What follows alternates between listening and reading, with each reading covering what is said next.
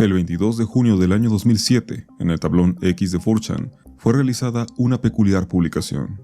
Procedimientos especiales de contención. El objeto SCP-173 debe mantenerse en un contenedor con llave en todo momento. Cuando el personal deba entrar en el contenedor de SCP-173, no menos de 3 personas deben ingresar y la puerta debe volver a cerrarse con llave detrás de ellas. En todo momento, 2 personas deben estar mirando a SCP-173 hasta que todo el personal haya desalojado y vuelto a cerrar el contenedor con llave. SCP-173 es un ser animado y malévolo. Si tiene la oportunidad, matará a cualquiera que esté a su alcance. Sin embargo, su debilidad es que no se mueve mientras lo observan. A pesar de esta parálisis, sigue siendo extremadamente peligroso, capaz de recorrer al menos 2 metros en un abrir y cerrar de ojos. Normalmente mata rompiendo el cuello a la víctima por detrás, o agarrándola por la garganta y estrangulándola.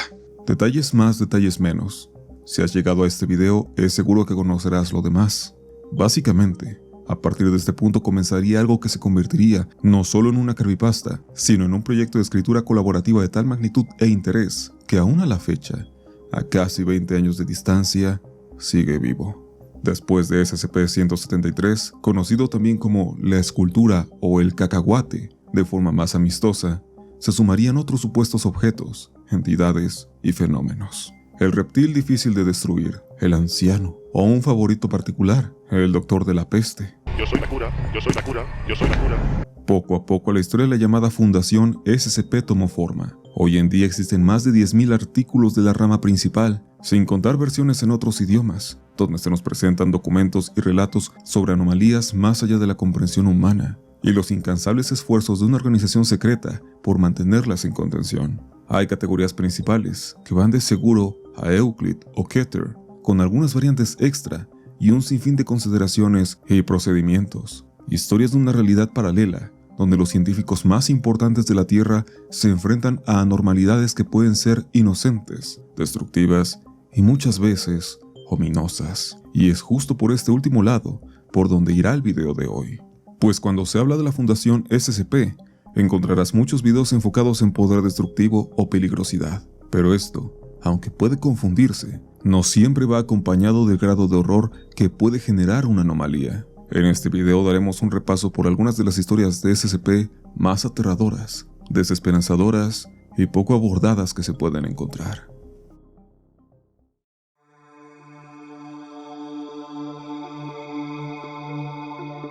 Hay anomalías que necesitan una puerta abierta, una decisión equivocada o una situación fuera de control. Pero SCP-439 solo necesita que alguien se quede dormido. A simple vista se parece a una tijerilla, un insecto gris y translúcido de unos 2,5 centímetros de largo, algo que podrías apartar de la almohada con la mano sin pensarlo demasiado. Su tamaño también explica el método que utiliza para entrar. Busca a una persona dormida, se esconde cerca de su rostro y, cuando encuentra el momento, se introduce por la boca. Después desciende por la tráquea hasta llegar a uno de los pulmones. Las primeras horas todavía permiten confundir lo que ocurre con una enfermedad.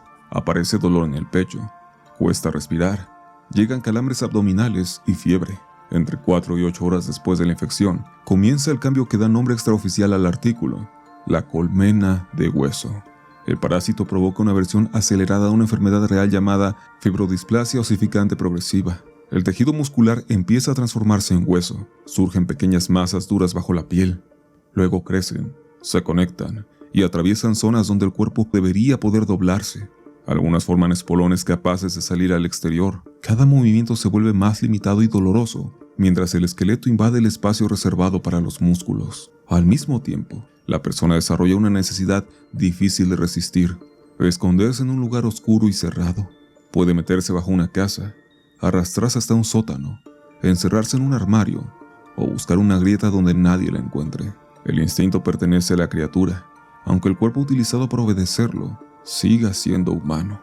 En menos de 3 días, la víctima queda inmovilizada en posición fetal. Los huesos cambian de sitio hasta formar una esfera de aproximadamente 3/4 partes de su tamaño original. Alrededor aparecen nuevas estructuras que se fijan al suelo y a las paredes. Para ese momento, la persona se ha convertido en una cavidad protegida, y dentro de ella nace la colonia. Una reina puede producir entre 20.000 y 30.000 ejemplares divididos en obreros, soldados y organismos reproductores. Los órganos sirven como alimento y como incubadoras. El aparato digestivo es modificado para fabricar una pasta que mantiene con vida a la colmena y también al huésped durante los siguientes meses. El cuerpo respira, procesa nutrientes y continúa funcionando lo suficiente para sostener todo aquello que crece en su interior. Entre 4 y 6 meses después, emerge una nueva reina. La colonia se destruye al abrirse paso y los restos humanos terminan agotándose por falta de alimento. Podría asumirse que para entonces la conciencia desapareció hace mucho. Parte del cerebro, de hecho, es vaciada y aprovechada por los insectos. Sin embargo, la fundación descubrió que conservan intactas ciertas regiones necesarias para regular el organismo. Durante la inspección de una colmena recién formada, una investigadora abrió los párpados del huésped y acercó una linterna, y los ojos siguieron la luz. La experimentación con SCP-439 fue suspendida después de aquello. Quedó una posibilidad que el documento jamás resuelve, que durante días, o quizá meses, algo de la persona permanezca dentro de esa esfera, incapaz de mover un dedo y sintiendo cómo su cuerpo alimenta una ciudad entera.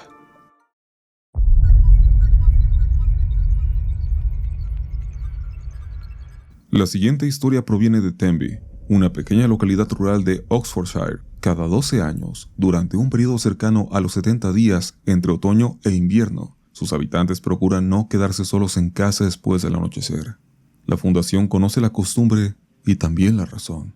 En esas semanas aparece SCP-783, una entidad asociada con una antigua rima infantil sobre un hombre torcido. Los habitantes de Tenby saben que existe, pero mencionarlo en público está mal visto. La advertencia sobrevive entre los niños, convertida en una canción: un hombre encorvado, un trato torcido, un bastón, un niño robado y una rueda sobre la cual todo termina roto. Cuando la entidad elige una vivienda, la casa comienza a deformarse.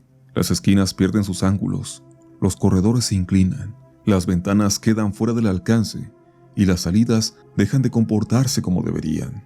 Los objetos que cruzan el límite de la propiedad se retuercen hasta quedar inutilizables. Si una persona intenta hacerlo, el resultado suele ser fatal.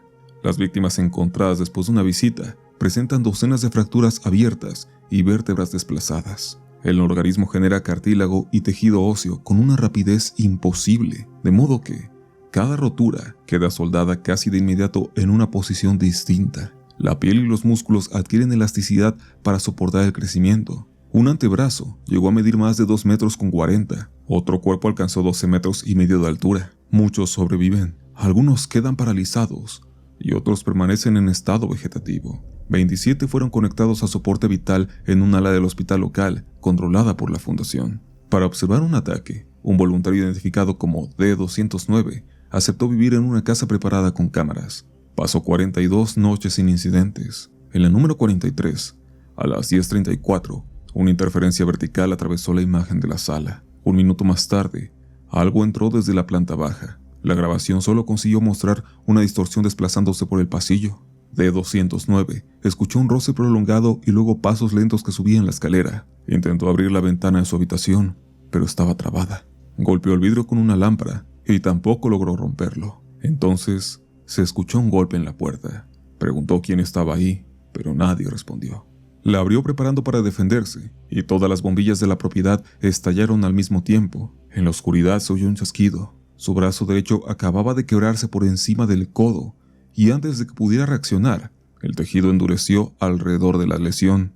Corrió hacia el pasillo, y otro chasquido le rompió una pierna. La interferencia de las cámaras cambiaba de habitación cada vez que la entidad avanzaba. Era posible saber dónde se encontraba por el lugar que dejaba de verse. D-209 consiguió ponerse de pie. Al tratar de bajar las escaleras cayó y 12 roturas sonaron una detrás de otra. Permaneció casi media hora sobre el descanso, mientras cada fractura se cerraba. Cuando volvió a moverse, tuvo que arrastrar brazos de más de 2 metros, rígidos en varios puntos, a través de espacios que la casa parecía hacer cada vez más estrechos. Llegó a la sala y puso una mano sobre la puerta principal. Sus dedos habían crecido tanto que ya no podía manipular la perilla. Desde el corredor regresó el sonido de unas uñas raspando la pared. Algo lo sujetó y lo arrastró fuera del encuadre. Los chasquidos continuaron de manera intermitente hasta las 4:27 de la mañana, cuando dejó de gritar. A las 5, con 1 minuto, se registró un ruido húmedo, semejante al de una criatura alimentándose. seguido por golpes rápidos. En ese mismo instante, las 27 víctimas conectadas al soporte vital comenzaron a convulsionar. Incluso los pacientes paralizados y aquellos sin actividad cerebral se agitaron durante varios minutos. Al amanecer, se detectó un movimiento de tierra en un campo a las afueras de Tenby. Los habitantes formaron una barrera alrededor del sitio y se negaron a dejar pasar a la fundación. Un disparo al aire consiguió dispersarlos. Entre la tierra recién movida, sobresalían varios dedos de pie, demasiado largos para pertenecer a una persona normal. El expediente termina ahí. No explica qué fue enterrado, por qué las víctimas reaccionaron al mismo tiempo, ni qué relación guarda el hombre torcido con el pueblo. Quizá Tenby ha aprendido durante generaciones que hay preguntas capaces de llamar la atención de aquello que intentan comprender.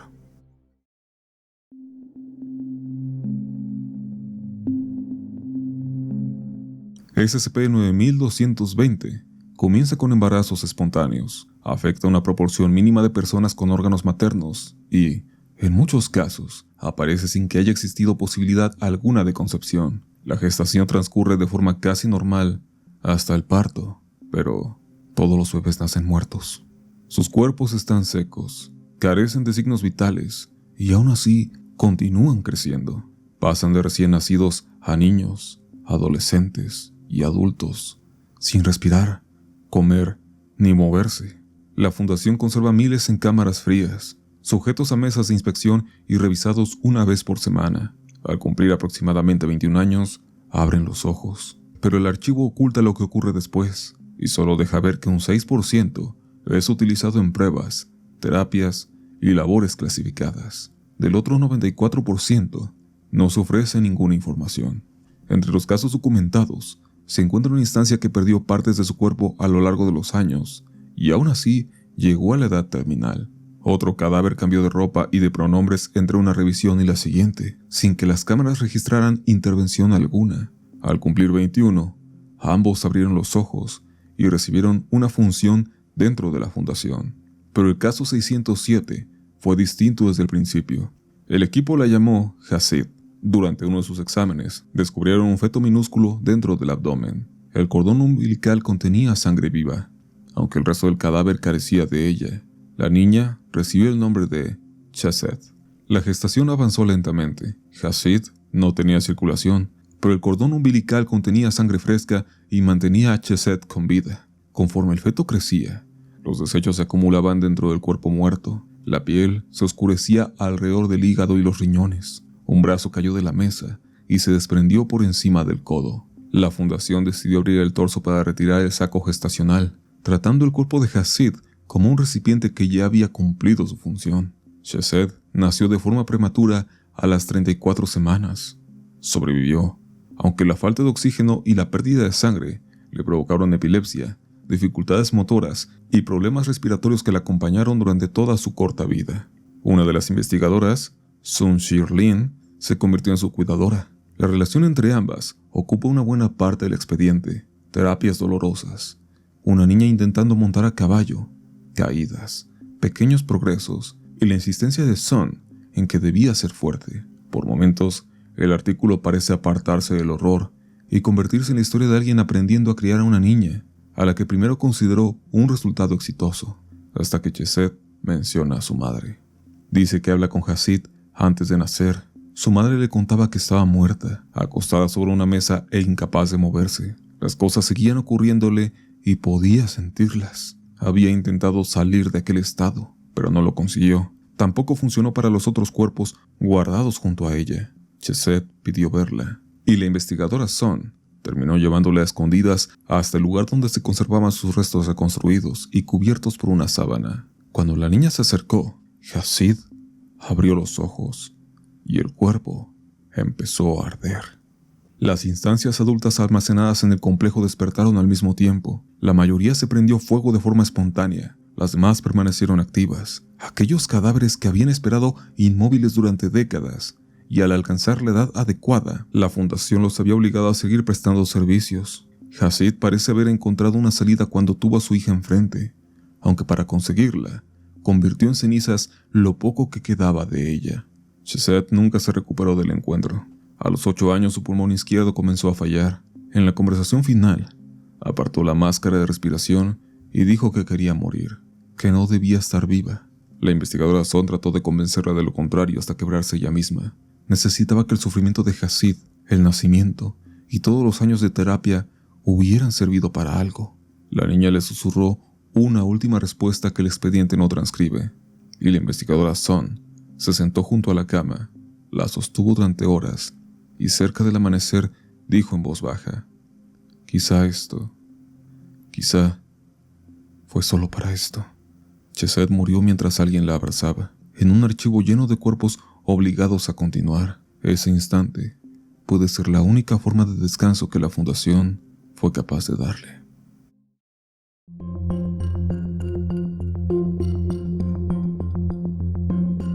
En octubre de 2027, comenzó a circular una serie de publicaciones en comunidades dedicadas a los trastornos alimenticios. Eran cuentas pequeñas, llenas de bromas crueles sobre el propio cuerpo, consejos peligrosos y fotografías compartidas buscando la aprobación de desconocidos. Entre ellas, apareció una frase que se repetía cada vez más: no entiendo por qué sigo teniendo hambre.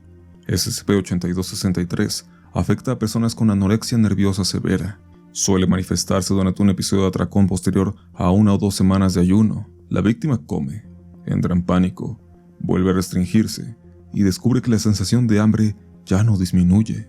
En las semanas siguientes, su metabolismo basal puede superar las 8.000 calorías diarias y el consumo promedio registrado pasa de 20.000. El estómago crece para recibir más alimento. Después, se fusiona con los intestinos y empieza a tomar nutrientes de los órganos cercanos. Cuando el espacio interno se acaba, los incorpora. El abdomen continúa expandiéndose. El diafragma es desplazado y respirar produce sonidos de líquido dentro del pecho. La comida sin digerir obstruye las vías respiratorias. El cuerpo pierde movilidad, pero la necesidad de comer sigue presente. Y es entonces que las víctimas empiezan a consumir objetos, insectos o cualquier material a su alcance. Una radiografía mostró piezas metálicas dentro del estómago de alguien que ya no podía comprar comida. Otro cuerpo alcanzó 3 metros de diámetro abdominal por la acumulación de alimentos. La anomalía también recupera material ya procesado por el organismo si contiene alguna caloría aprovechable. El expediente reconstruye una noche a través de mensajes publicados por 2 usuarios, Leslie y J. Al principio todavía bromean. Leslie dice que por fin tendrá el cuerpo de una ballena. J descubre que ha estado comiendo dormido. Minutos después, comienzan las preguntas. Leslie ruega por una forma de detener el ciclo sin escuchar la palabra recuperación. J pregunta por qué su cuerpo ya no le permite vomitar. Las respuestas llegan en forma de likes y compartidos. Cientos de personas observan cómo ambos se empeoran sin entender que están presenciando una emergencia. J considera infectarse con larvas de mosquito para perder el apetito, y después cambia de idea. Quizá las larvas puedan ayudarle a digerir. Leslie escribe que el dolor es insoportable y que siente el estómago a punto de estallar. A las 2:30 de la mañana, anuncia que ha llamado a una amiga para que revise su peso después de que se quite la vida. 50 minutos más tarde, J publica de nuevo. Cuenta que encontró el cuerpo que llevaba todo el día intentando resistir. La última frase es una pregunta dirigida a quienes están leyendo. ¿De verdad pueden culparme? Para finales de ese mes, la fundación había confirmado 27 casos. Uno terminó en un paro cardíaco provocado por el pánico. Los otros 26 fueron sometidos a eutanasia para facilitar la investigación. La contención consiste en vigilar las mismas comunidades donde comenzó todo, borrar publicaciones y seguir a quienes describan los síntomas. SCP-8263 se alimenta de una enfermedad que ya empuja a sus víctimas a esconderse, desconfiar de la ayuda y convertir el sufrimiento en contenido. Cuando alguien advierte que el hambre dejó de ser humana, puede haber cientos mirando la pantalla y ninguno dispuesto a llamar a un hospital.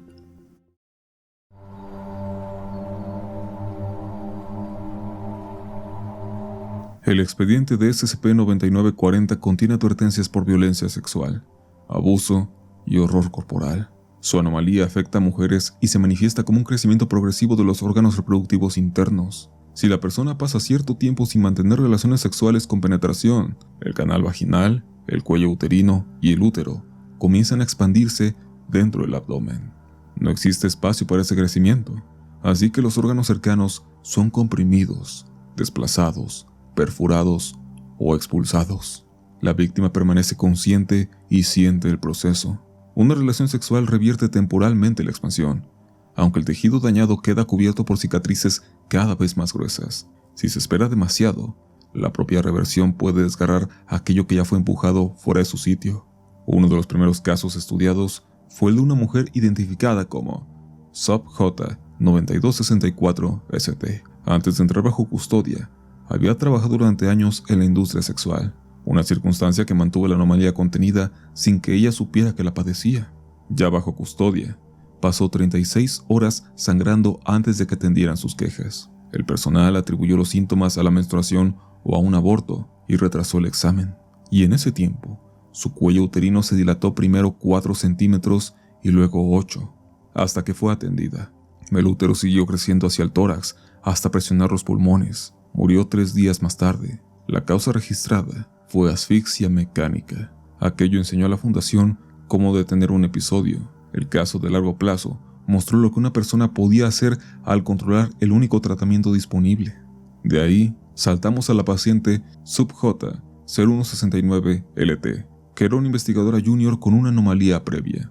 En 1995, un funcionario de alto rango, identificado en la correspondencia como CV, pidió al Consejo 5 que le permitieran permanecer sin contención. Poco después comenzaron rumores sobre una relación entre ambos. Los reportes llegaron al comité de ética. Él tenía poder sobre su situación laboral, conocía su expediente y participaba en las decisiones que determinaban su libertad. La respuesta se limitó a intercambios burocráticos, dudas sobre la naturaleza de la relación y ninguna intervención capaz de detenerla. En 2001 se casaron. Él llegó a ser subdirector del sitio. Ella ni siquiera parecía saber cuál era el cargo de su esposo, hasta que otra empleada lo mencionó. Los audios recuperados retratan la vida cotidiana dentro de aquella casa. Él la toma del brazo para impedir que se aleje, le exige disculpas, revisa información médica que ella nunca le dio y presenta cada invasión como preocupación. Después de una discusión le pide pruebas de amor y aprovecha el miedo que ella siente al quedarse sola. En encuentros íntimos, ignora sus límites.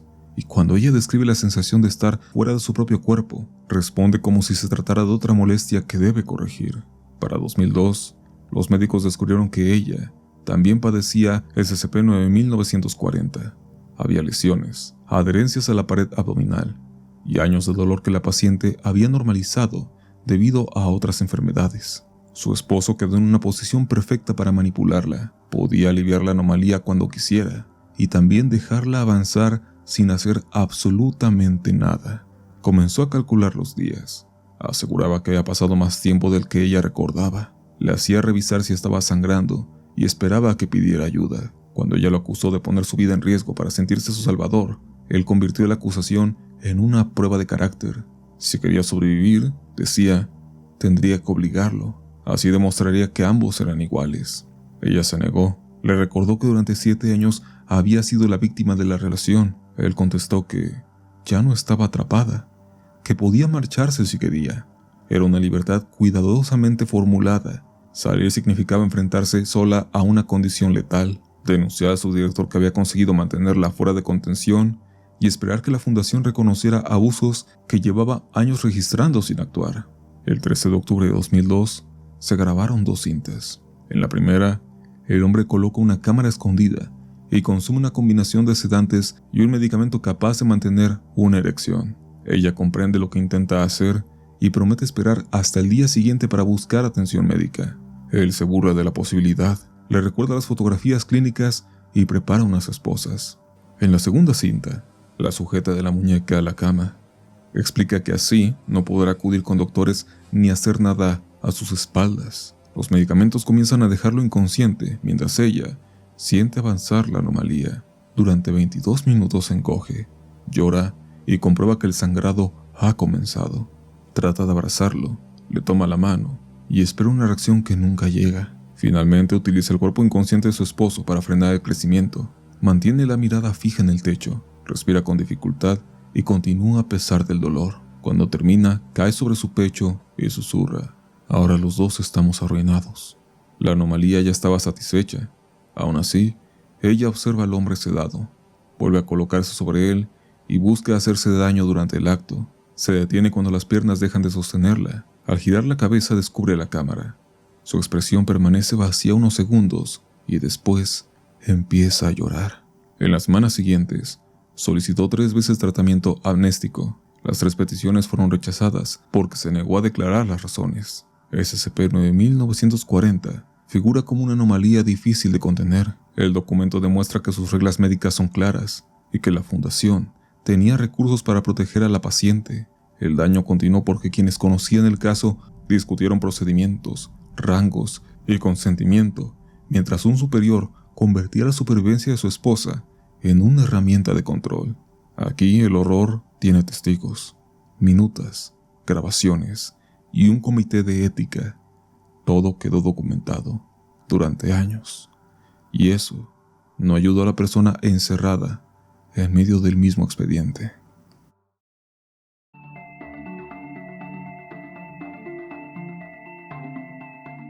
Los 13 integrantes del Consejo O5 ocupan la cima de la fundación. Conocen anomalías capaces de alterar el tiempo, reconstruir cuerpos y extender la vida durante décadas. Incluso para ellos, la inmortalidad continúa fuera del alcance.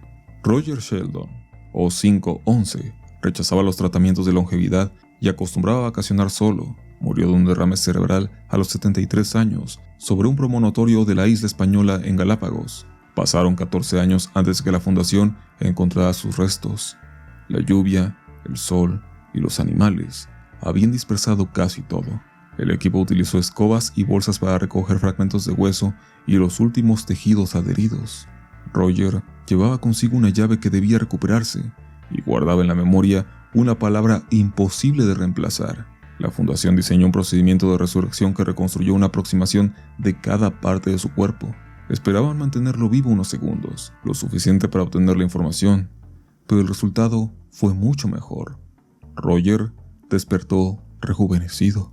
Lloró durante media hora y luego apareció en su rostro una calma absoluta. Cooperó con cada interrogatorio, recuperó su puesto y comenzó a trabajar con más empatía de la que había mostrado en vida. Mejoró la atención médica del personal, se opuso al sacrificio de sujetos clase D, aceptó todos los tratamientos dedicados a prolongar su existencia y mantuvo médicos y escoltas cerca a cualquier hora. La fundación interpretó sus cambios como gratitud, pero Roger había mentido en las pruebas. Meses después, confesó que recordaba los 18 años transcurridos desde su muerte. Al principio, hubo algo parecido al sueño. Luego regresó lentamente a su cadáver. No podía ver, respirar ni moverse, pero recuperó la capacidad de sentir cada parte. Sintió la piel abrirse bajo el sol, los insectos depositar huevos, las larvas avanzar y los fluidos acumularse dentro de él. Su percepción permaneció adherida a cada uña, cabello y fragmento separado. Cuando los animales devoraron sus restos, una parte de su conciencia continuó dentro de ellos. Cuando el viento y el océano dispersaron partículas cada vez más pequeñas, su capacidad para sentir creció con la distancia. El dolor aumentaba cada segundo. Nunca llegó la costumbre que permite soportar una enfermedad larga. Tampoco encontró un juez, un verdugo o una explicación. Para Roger, aquello no era un castigo reservado a ciertas personas. Era la condición natural de estar muerto. Su nueva amabilidad provenía del terror. Quería mantener a todos con vida porque ahora imaginaba las tumbas y los océanos llenos de conciencias atrapadas en su propia descomposición. Llegó a intentar negociar con una entidad de poder extremo, ofreciendo concesiones e incluso la liberación de la fundación a cambio de existencia eterna, pero fue rechazado. Cuando repitió el testimonio ante el Consejo O5, el pánico se propagó por la sala. Una consejera propuso declarar a la muerte humana como una anomalía Keter y contenerla a cualquier costo. Otros quisieron destruir entidades peligrosas para negociar su propia supervivencia. Uno sufrió un ataque cardíaco durante la discusión. O5-1 reconoció un posible efecto cognitivo. Ordenó encerrar a todos y administrar amnésticos. Si el conocimiento estaba alterando su juicio, olvidarlo podía ser la única contención. Roger escapó. Miriam Prater, O5-7, quedó fuera de la sala segura mientras el gas amnéstico comenzaba a llenarla. Consciente de que pronto sería ejecutada, corrió a una terminal y grabó toda la historia. Al llegar al final, ya dudaba de sí misma. Se preguntó si la creencia era la clave. Quizá Roger había descrito un destino universal, o quizá había transmitido una idea capaz de volverlo real en cualquiera que la aceptara. Miriam pidió que el archivo no fuera borrado. Rogó a quien lo encontrara que resucitara a los muertos. Un equipo entró y abrió fuego mientras la grabación seguía activa. Poco después llegó un aviso. Roger había ingresado voluntariamente en la dimensión de SCP-106, el anciano, un lugar donde la materia se corroe y sus víctimas son atormentadas. Según el protocolo, debía considerársele muerto. Para alguien que acababa de pasar 18 años sintiendo su cuerpo pudrirse, aquella dimensión parecía una alternativa, aunque extraña. El expediente fue convertido en un peligro informativo. Su número cambia de forma constante y se oculta el índice para impedir que alguien vuelva a leerlo. La Fundación no logró decidir si SCP-2718 describe lo que ocurre después de la muerte o lo que ocurre después de conocer al propio SCP-2718. Y si una idea puede seguirte hasta el final, olvidarla quizás sea la forma más cercana de escapar.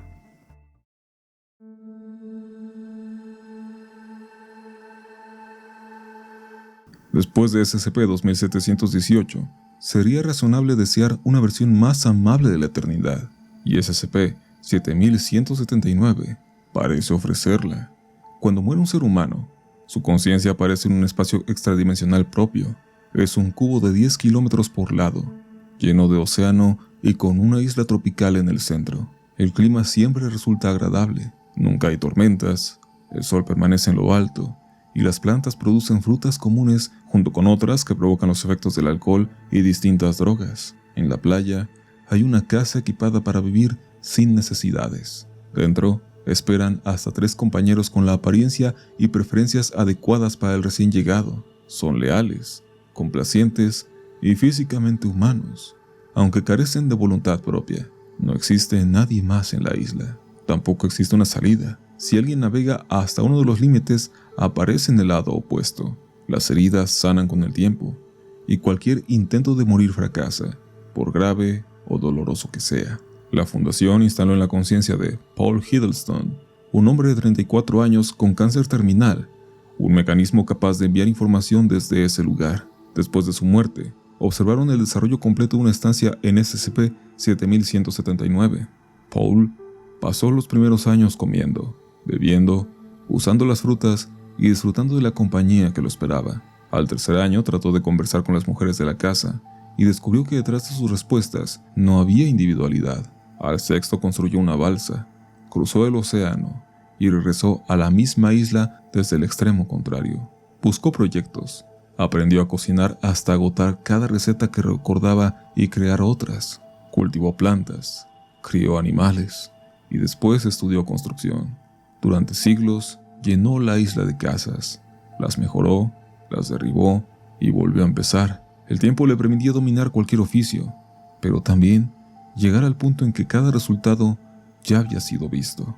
A los 5.478 años, destruyó el poblado completo. A los 11.902, atacó a sus compañeras y trató de ahogarse. Ellas tardaron miles de años en reconstruirse. Paul descubrió que el dolor era una de las pocas experiencias capaces de sentirse nueva después de tanto tiempo. A los 124.000 años, construyó una estructura con miles de toneladas de madera y piedra para aplastarse. Su cuerpo tardó 776.000 años en sanar. Luego se quemó hasta quedar reducido a cenizas y terminó de reconstruirse cuando el registro marcó los 16 millones de años. Repitió distintas formas de destrucción hasta acostumbrarse también a ellas. Tras 1.200 millones de años, dejó de comportarse racionalmente. A los 8.500 millones, volvió a buscar una salida. A los 30.000 millones, levantó la vista. El sol seguía exactamente en el mismo lugar. Cumplido 1 billón de años, dejó de moverse. Ya no quedaba experiencia capaz de proporcionarle un estímulo nuevo. El registro continúa saltando cantidades imposibles de tiempo. Llega el momento en que todas las combinaciones posibles de partículas dentro de SCP-7179 se han repetido. Después muestra más espacios vacíos, más espera, números que dejan de tener utilidad para una mente humana, y finalmente aparece una última marca, 10 elevado a la 100 factorial años. Y apenas ha transcurrido un segundo de la eternidad. SCP-7179 contiene todo lo que una persona podría pedir al imaginar el paraíso: salud, placer, comodidad, tiempo y la ausencia de peligro. Pero también elimina aquello que permite apreciar esas cosas. No hay sorpresa compartida con otra conciencia, ninguna pérdida definitiva, una mañana diferente, o la posibilidad de que una decisión cierre para siempre una parte de la vida. Los casos anteriores encerraban a sus víctimas en un cuerpo, una casa, una relación o el conocimiento de lo que podía esperarlas al morir. Paul, en cambio, recibió una isla completa y terminó atrapado en algo mucho más grande, una existencia sin límites. Tal vez por eso la eternidad resulta tan fácil de desear mientras nuestra vida es corta. Desde aquí significa tiempo para terminar lo pendiente, aprender lo que ignoramos y permanecer junto a quienes amamos. Pero dentro del SCP-7179, el tiempo acaba devorando el significado de cada una de esas palabras. Después de recorrer tantas formas de horror, la última no tiene huesos quebrándose, criaturas escondidas, ni una fundación mirando desde una cámara. Solo queda un hombre inmóvil bajo el sol, esperando que transcurra el segundo siguiente, y le queda toda la eternidad para hacerlo. Muchas gracias por ver. Espero que el video haya sido de tu agrado. Nos veremos en el siguiente.